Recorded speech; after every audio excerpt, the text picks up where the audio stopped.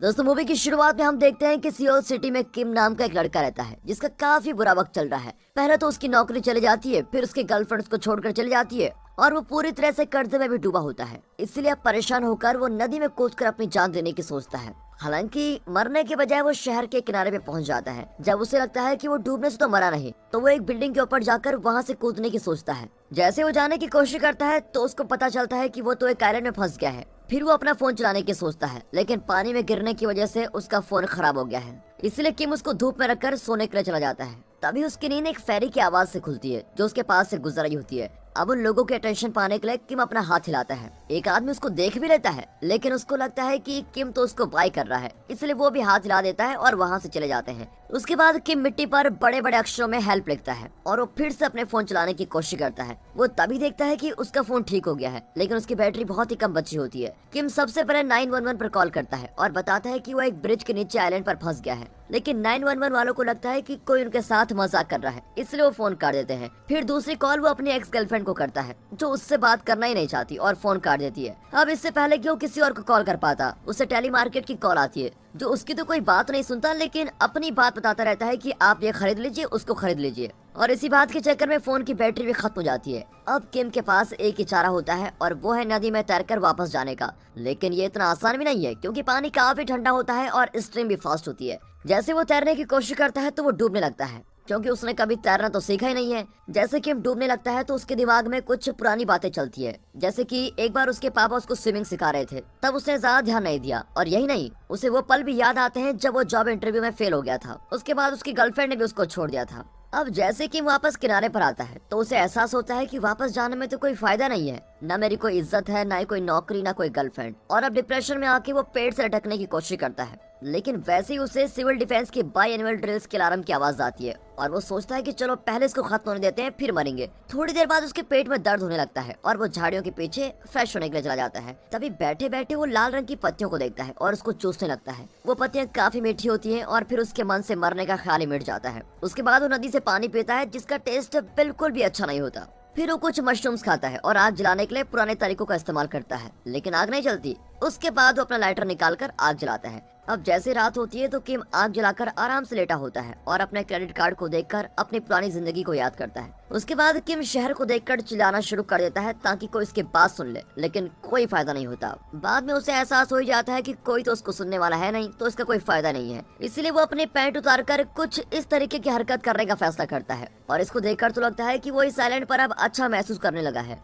अगले सुबह हम देखते हैं कि किम आइलैंड से इस्तेमाल करने लायक चीजें इकट्ठा करता है। उसे काफी सामान मिलता है, जैसे कि लॉन्ड्री की डिटर्जेंट की बोतल, डक की तरह दिखने वाली बोट, और फिर वो उस बोट को खींचकर अपनी जगह पे लेके आता है। उसमें घास फूस डालकर इस तरीके से बनाता है ताकि वो उसमें आराम से सो सके। अब किम मशरूम की जगह कुछ और खाने के लिए ढूंढता है, लेकिन इस आइलैंड में और क्या मिल सकता है। वो चिड़िया पकड़ने की कोशिश करता है, लेकिन उससे वो भी नहीं होता। ना ही वो मछलियां पकड़ पाता है और ना ही वो पेड़ के ऊपर अंडे निकाल पाता है। काफी कोशिश करने के बाद वो एक दिन पेड़ पर चढ़ जाता है और चिड़िया उसके सर पर बीट कर देती है। फिर उसे अपने बाल उस डिटर्जेंट से धोने पड़ते हैं जो उसको उस समय मिला था, लेकिन इस डिटर्जेंट से पानी बहुत ही गंदा होने लगता है और कुछ मछलियां मर भी जाती हैं। ये देखकर तो बहुत ही खुश हो जाता है, क्योंकि काफी समय बाद अब वो मछली खाने वाला है। रात को मछलियों को आराम से खाता है और बची हुई मछलियों को डब्बे में छोड़ देता है। वो सुबह उठकर देखता है कि जिन चिड़ियों ने इसको खाया था वो भी मर चुकी है, इसलिए वो उनको भी खा लेता है, यानी कि उसके पास अब खाना ही खाना है। उसके बाद वो घास में लेटकर अपने अकेलेपन का आनंद उठाता है। अब हम एक लड़की को देखते हैं जिसका नाम योन है। उसके माथे की स्किन सही नहीं होती है और वो अपनी जिंदगी बहुत ही अजीब तरीके से बिताती है। योन 3 सालों से अपने कमरे से बाहर ही नहीं आई है और उसके कमरे के हर एक कोने में कचरा ही कचरा पड़ा होता है। उसका कमरा अंदर से पूरा लॉक्ड होता है ताकि अंदर कोई आ ना सके, और पर्दों से भी थोड़ी बहुत रोशनी अंदर आ पाती है। वो अभी तक अपने पेरेंट्स की वजह से जिंदा है, जो उसको हर सुबह खाना देते हैं और उसके इंटरनेट का बिल भी चुकाते हैं ताकि वो अपने सोशल मीडिया लाइफ में मजे से रह सके, क्योंकि बाहर तो वो आने वाली है नहीं।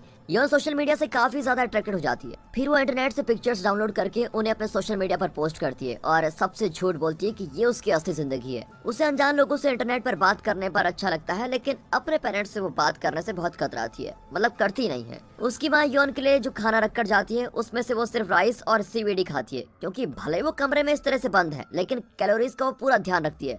हालांकि कमरे की हालत तो उसने ऐसे बनाई है, पर अपने लिए उसने काफी स्ट्रिक्ट टूल्स बनाए होते हैं। यही नहीं, वो बबल रैप के ढेर पर ही सोना पसंद करती है। फिर सुबह अपने पापा के जाने के बाद वो 8 बजे उठती है। फिर उठने के बाद 170 कैलोरीज खाती है और 9 बजे से पहले पेडोमीटर पर 3000 स्टेप चलती है। फिर जब उसकी मम्मी बाथरूम में जाती है तो यौन लंच में 525 कैलोरीज खाती है। इसको डाइजेस्ट करने के लिए उसको 6000 कदम चलना पड़ता है। ताजी हवा खाने के लिए वो फैन का इस्तेमाल करती है और रात होने तक वो कंप्यूटर पर अपना समय मस्त बिताती है। यौन को ये सब करना बहुत ही पसंद होता है। उसको चांद की फोटोज लेना भी अच्छा लगता है, क्योंकि उसे लगता है कि चांद भी उसकी तरह अकेला है और ऐसा करके उसे अपना अकेलापन भी महसूस नहीं होता। इस तरह उसको लगता है कि उसका दिन बहुत ही बेहतरीन गया है। इसके बाद हिप्नोटिज्म टेप का इस्तेमाल करके अपने पापा के आने से पहले सो जाती है। अब दिखाते हैं कि साल में 2 बार सिविल डिफेंस अपने ड्रिल्स चलाती है और शहर चांद की तरह पूरा खाली होता है। यौन हेलमेट पहनकर उसकी फोटोज लेने लग जाती है।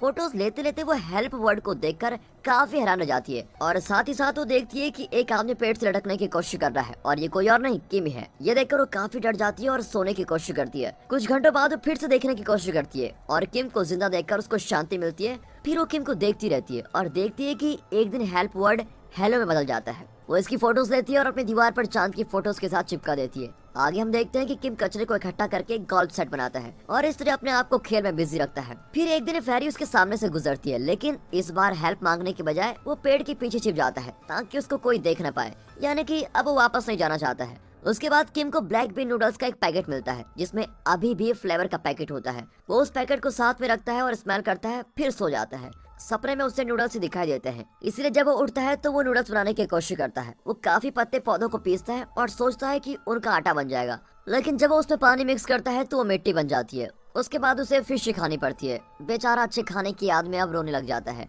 और सोचता है कि जब बचपन में उसको ब्लैक बीन नूडल्स मिले थे तब उसने मना कर दिया था और आज उसको खाने का मन कर रहा है तो उसके पास नूडल्स ही नहीं है। फिर जब वो सोने की कोशिश करता है तो चिड़ियों की आवाज से तंग आ जाता है, क्योंकि चिड़िया उसकी बोर्ड पर बीट कर रही होती है। जब वो उसको छूता है तो उसको एक अच्छा आइडिया आता है। उसे पता चलता है कि चिड़िया बीज खाती है और अगर चिड़िया उसको डाइजेस्ट नहीं कर पाए तो वो बीज चिड़िया की बीट में वैसे ही बाहर आ जाएगा और अगर उसने उन बीज को बो दिया तो उनसे पौधे निकलेंगे। इसलिए किम अब अच्छी मिट्टी की तलाश करता है और वहाँ पर अपने क्रेडिट कार्ड की मदद से वो बीट में से बीज को निकालता है और बोना शुरू कर देता है। फिर किम अपने पैरों के लिए खाली बोतल से चप्पल बनाता है और अपने वेस्ट को मिट्टी के मैन्योर के लिए यूज करता है।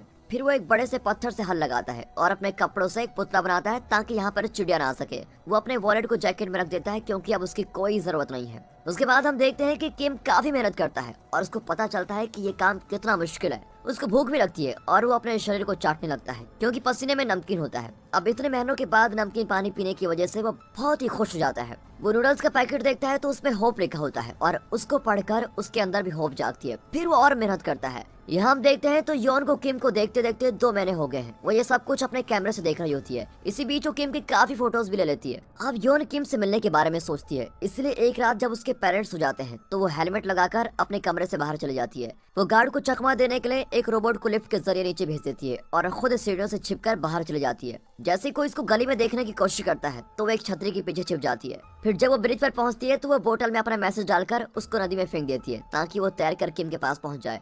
अगली सुबह यौन किम के मैसेज का इंतजार करती है, लेकिन उसको कुछ नहीं मिलता और इस तरह 3 महीने बीत जाते हैं और किम को जंगल में रहने की मस्त आदत हो जाती है। दिखाते हैं कि किम एक्सरसाइज करता है और अपनी मछली के जाल को चेक करता है। फिर पेड़ में भी आसानी से चढ़कर अंडे चुरा लेता है। यही नहीं, वो अपने गार्डन को पूरी तरह से ध्यान रखता है और अपने पसीने की हर एक बूंद को एक छोटी सी बोतल में डाल रहा होता है। फिर वो बाद में उसको अपने खाने में इस्तेमाल करता है। फिर एक दिन किम देखता है कि उसकी मेहनत कामयाब हो गई है। एक छोटा सा पौधा वहाँ पर उगने लग जाता है। ये देखकर तो वो काफी खुश होता है। अब वो फिर से कचरा इकट्ठा करने चला जाता है। तभी उसको यौन की भेजी हुई मैसेज की बोतल मिलती है। वो उसे खोल कर देखता है तो उसे लगता है कि ये खाली है, लेकिन जब वो सबसे नीचे देखता है तो उसमें हेलो लिखा होता है। अब उसे पता चल जाता है कि उसको कोई देख रहा है, इसलिए वो जल्दी से अपनी पैंट पहन लेता है और काफी देर सोचने के बाद वो रेत पर एक नया वर्ड लिखता है, हाउ आर यू। ये देखकर यौन काफी खुश होती है और उसके मैसेज के साथ फोटो प्रिंट कर लेती है। अब वो किम को एक नई बोतल भेजने के लिए फिर से वही तरीका अपनाती है। इस बार किम को बोतल काफी जल्दी मिल जाती है और उसमें सिंपल मैसेज लिखा होता है, फाइन एंड थैंक यू। उसके बाद किम भी मिट्टी पर थैंक यू लिख देता है।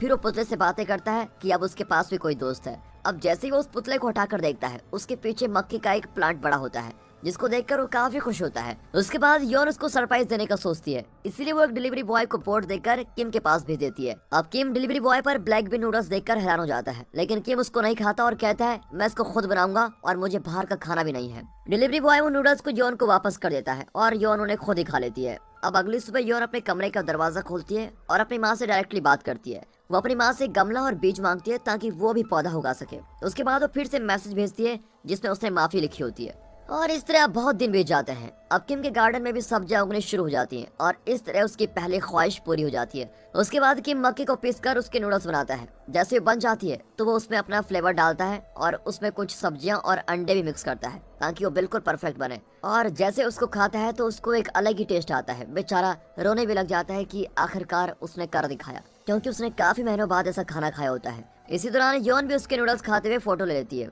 और उसको दीवार पर लगा देती है, लेकिन वो रात भर सो नहीं पाती, इसलिए वो बेड से निकलकर पौधे के पास हो जाती है। अब अगली सुबह योन उसको कांग्रेचुलेशन भेजती है। ये देखकर किम का मन भी उससे मिलने का होता है। वो अपना टूटा हुआ फोन लेकर उससे बात करने का दिखावा करता है। अब ये देखकर योन को अचानक ही घबराहट होने लग जाती है। उसे लगता है कि कोई उसके बारे में अब ज्यादा जानने की कोशिश कर रहा है। फिर वो इंटरनेट से खूबसूरत लड़की की फोटो डाउनलोड करती है और ब्रिज पर जाकर उसको भेजने लगती है, लेकिन तभी वो ऐसा नहीं करती। उसके बाद से वो योन को कोई मैसेज नहीं भेजती, जिसकी वजह से बेचारा वो उदास रहने लग जाता है और वो फिर मिट्टी पर उहाई लिखता है। इसको देखकर योन और भी ज्यादा घबरा जाती है। अब योन फैसला करती है कि उसे किम का पीछा नहीं करना चाहिए और अपनी पुरानी जिंदगी में वापस चले जाना चाहिए। लेकिन जैसे ही वो लॉगिन करती है, वो देखती है कि लोगों को पता चल गया है कि ये नकली फोटोज यूज करती है और उसकी फोटोज पर काफी नेगेटिव कमेंट्स भी आए होते हैं। फिर हम आइलैंड में देखते हैं कि एक तेज तूफान आता है। योन अपनी खिड़की से देखती है कि कैसे पानी उसकी फोटोज और प्लांट को तबाह कर देता है। यहाँ किम भी बड़ी मुसीबत झेलता है। बारिश उसका गार्डन तबाह कर देती है और पानी के तेज बहाव उसकी डक बोट भी बाहर ले जाता है। अगले दिन काफी अच्छी धूप निकलती है। योन किम को देखती है तो वो मिट्टी पर कुछ गाली लिख रहा होता है, क्योंकि वो दुनिया से अब काफी नाराज है, क्योंकि ये सब भी उससे छीन लिया गया है। अचानक से वहाँ पर दो लोग आ जाते हैं जो उसको यहाँ रहने से मना करते हैं। ये देखकर वो भागने लगता है। इसी दौरान योन उसको अपने कैमरे से देख रही होती है। किम भागते भागते किनारे पर पहुंच जाता है। यहाँ और आदमी बोट लेकर खड़े होते हैं। ये लोग इस आइलैंड को साफ करने आए होते हैं, क्योंकि ये एक कंजर्वेशन एरिया है। अब किम क्रू से लड़ाई करने की कोशिश करता है और गलती से एक आदमी की यूनिफॉर्म फाड़ देता है, जिसकी वजह से उसको बहुत मार पड़ती है और आखिरकार उसे खुद को उन लोगों के हवाले करने पड़ता है। क्रू उसको कपड़े पहनाती है और बोट पर बैठाकर शहर में किसी अनजान जगह पर छोड़ देती है। अब वो दोबारा उस 63 बिल्डिंग से छलांग लगाने की सोचता है, जिसके लिए वो एक बस में जाता है। ये सब कुछ योन अपने कैमरे से देख रही होती है। फिर वो दिन के बीच में ही बिना अपने स्पेशल कपड़ों के बाहर आ जाती है और किम को ढूंढने लग जाती है। लेकिन जैसे वो उस जगह पर पहुंचती है तो किम वहां से जा चुका होता है। फिर वो पता करके उसका पीछा करती है और भागकर बस स्टॉप पर जाती है, लेकिन वो काफी लेट हो जाती है। अब उसके बाद किम को दिखाते हैं तो अपना वॉलेट चेक करता है, जिसमें उसका बस कार्ड होता है और किस्मत से वो अभी भी चल रहा होता है। यहाँ एक पल के लिए योन को लगता है उसने किम से मिलने का आखिरी मौका हमेशा के लिए खो दिया है। लेकिन तभी एक चमत्कार होता है। सिविल डिफेंस एनुअल ड्रेस बजाने के लिए अलार्म बजाती है, जिसके कारण बस को थोड़ी देर के लिए रुकना पड़ता है। अब बिना वक्त बर्बाद किए योन बस के पीछे भागती है और बिना किसी हिचकिचाहट के वो बस में चली जाती है। आखिरकार उसको किम मिल जाता है। फिर योन खुद के बारे में बताती है और किम एकदम उसको पहचान लेता है। वो दोनों एक दूसरे को देखते हैं और रोने लग जाते हैं। फिर बस चलने लगती है और अचानक से बस के झटके से योन का हाथ किम से मिल जाता है और दोस्तों ऐसा लगता है जैसे किस्मत उनको मिला रही हो। और यहीं पर ये मूवी खत्म हो जाती है। तो दोस्तों कैसी लगी आपको ये मूवी? दोस्तों वही होता है जो किस्मत में लिखा होता है। चाहे किम ने मरने की कितनी भी कोशिश की, लेकिन उसको अभी भी जिंदा रहना था। दोस्तों कमेंट करके बताइए।